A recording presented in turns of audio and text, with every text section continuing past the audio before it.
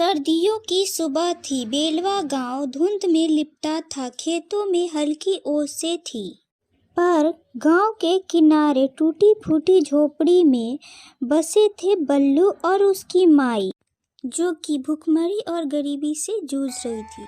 बल्लू बेटा, आज पेट में कुछ डाला तूने? तेरे चेहरे से तो लगता है कि रात से भूखा ही पड़ा है। खा लिया माई, तुम चिंता मत करो। देखो मैं कितना तगड़ा खड़ा हूँ। असल बात तो ये थी कि बल्लू कलड़ास से ही भूखा था, लेकिन माँ से झूठ बोलता रहा कि माँ को चिंता न हो। अरे रे, माँ की आंखों से कुछ छुपा है क्या? तेरे गाल बिचक गए हैं, आवाज में दम नहीं है, और तू कहता है पेट भरा है। बेटा, भूख से इंसान का हौसला भी टूट जाता है।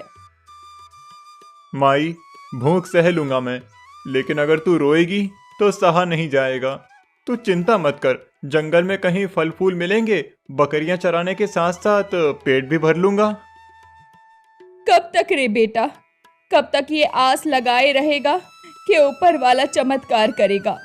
आदमी को जीने के लिए रोटी चाहिए, भगवान के भरोसे पेट कब तक भरेगा? बस कुछ दिन और माई, एक दिन भगवान हमारी भी सुनेगा। इतना कहकर बल्लू अपनी छड़ी उठाई और बकरियों को लेकर जंगल की तरफ चल दिया।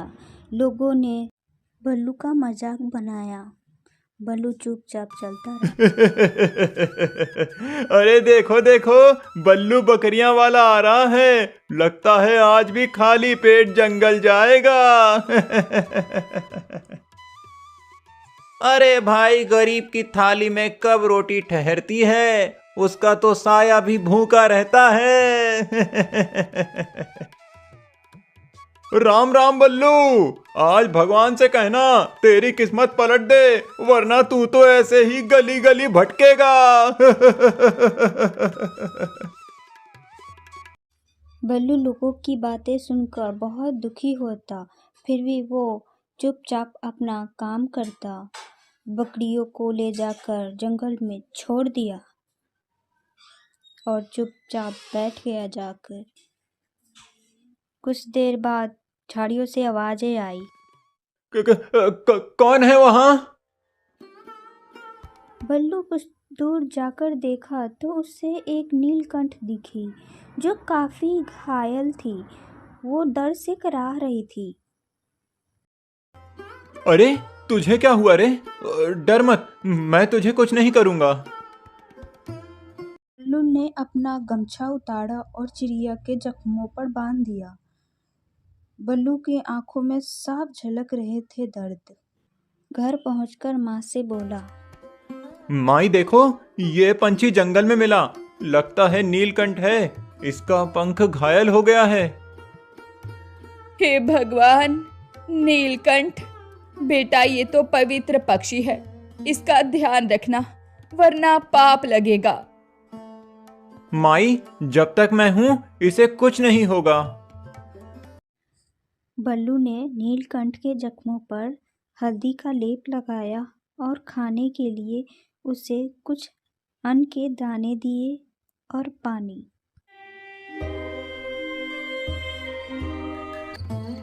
अब छोड़ दे बेटा, तू खुद ही भूखा है, कुछ खा ले वरना और बीमार पड़ जाएगा। माई, जब तक ये सांस ले रहा है मैं इसे अकेला नहीं छोड़ सकता। मैं ठीक हूँ, तू चिंता मत कर। काफी रात हो चुकी थी। माँ सो चुकी थी और बल्लू जाग रहा था। तभी नीलकंठ ने कुछ हरकत की। अरे तू जाग गया? अच्छा है, अब तू बच जाएगा। बल्लू, तेरी सेवा ने मुझे छू लिया है। ये तू बोल रहा है? मैं सपना तो नहीं देख रहा?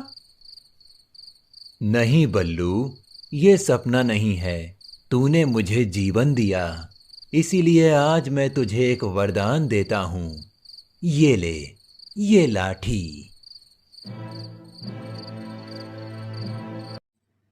नीलकंठ ने जब अपने पंख फैलाए तो उनमें से करंट जैसा निकला और बल्लू की लाठी चमकने लगी। ये चमक क्यों रही है? अब ये साधारण लाठी नहीं रही। जब तू इसे नेक काम के लिए इस्तेमाल करेगा, ये तेरा साथी बनेगी।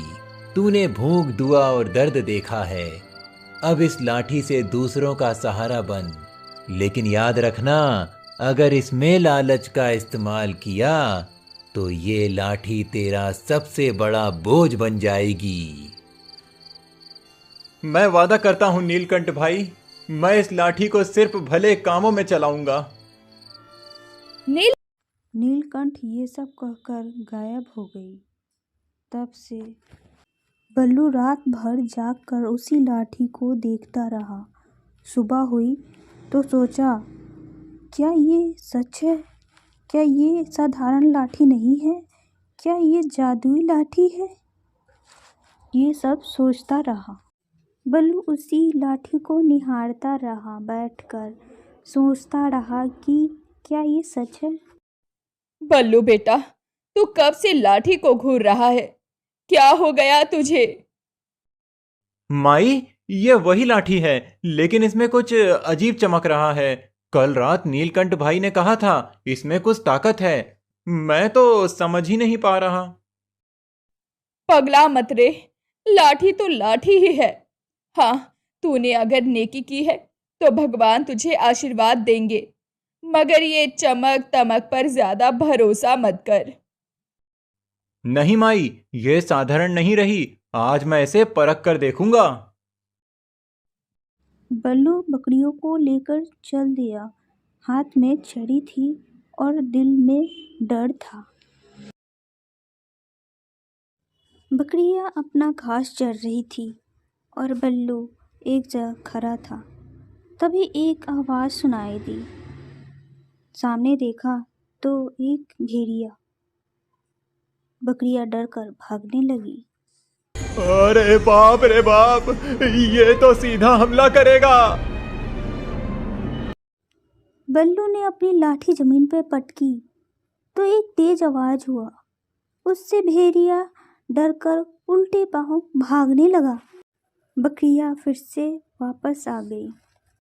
सच, ये लाठी सच में जादुई है। भेड़िया ऐसे ही भाग गया। हे भगवान!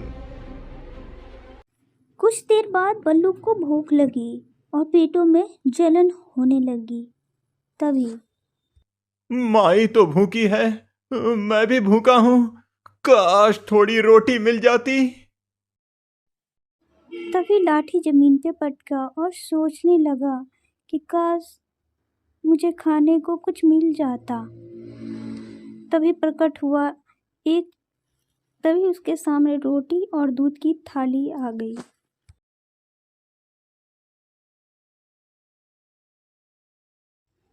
बल्लू शाम को दूध और रोटी लेकर घर पहुंचा। बल्लू, ये रोटियां कहाँ से आई? मैंने तो कुछ पकाया ही नहीं। माई, बस समझ ले कि भगवान ने भेज दी। धीरे धीरे गांव वालों को पता लगती है कि बल्लू चमत्कार कर रहा है। उसके घर एक चमत्कारी लाठी है।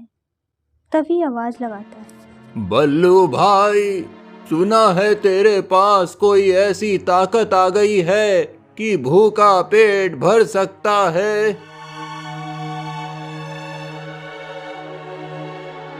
मेरे बच्चे ने कल से कुछ नहीं खाया तो गरीब है, हम भी गरीब हैं। तेरा भला हो, हमें थोड़ा दे दे। तभी बल्लू बाहर आकर कहता है, भैया बहन, जो मुझे मिला है वो सबके लिए है। इतना कहकर बल्लू लाठी जमीन में टेकी। अचानक वहां पर बोरी प्रकट हो गई और रोटी। गांव वाले ये सब देखकर झूमने लगे। बल्लू भाई, तू तो देवता निकला। भगवान तेरा भला करे। तूने हमारे बच्चों का पेट भर दिया बल्लू, अब हमें भूख से डर नहीं लगेगा। रात हुई तो बल्लू और माई दोनों बैठे हुए थे तो धीरे से माई बोली, बल्लू बेटा, आज गांव वाले तुझे दुआएं दे रहे थे, पर याद रख, वरदान हमेशा नेकी के काम में ही काम आता है। ये चीज बहुत जिम्मेदारी की है। माई, मैं वादा करता हूँ जब तक जिंदा हूँ इस लाठी से सिर्फ भूखों का पेट भरूंगा और मुसीबत से बचाऊंगा। बस बेटा, यही तेरी सबसे बड़ी अमीरी है। अब गांव में चारों तरफ फैल चुका था बल्लू का चमत्कार, और चौपारे पे बैठे लोग केवल बल्लू के बारे में ही बातें करते थे। भैया, बल्लू की लाठी से तो भूख मिट रही है, अब गांव में कोई बच्चा रोता नहीं। अरे हाँ, अब चूल्हे में धुआं उठता है, औरतें गुनगुनाती हैं, ये सब बल्लू की वजह से हुआ है। सिर्फ गांव ही क्यों, अगर राजा को पता चला तो वो तो बल्लू को अपने पास बुला लेगा। हाँ हाँ, अगर राजा खुश हो गया तो बेलवा गांव का नाम पूरे राज्य में रोशन होगा।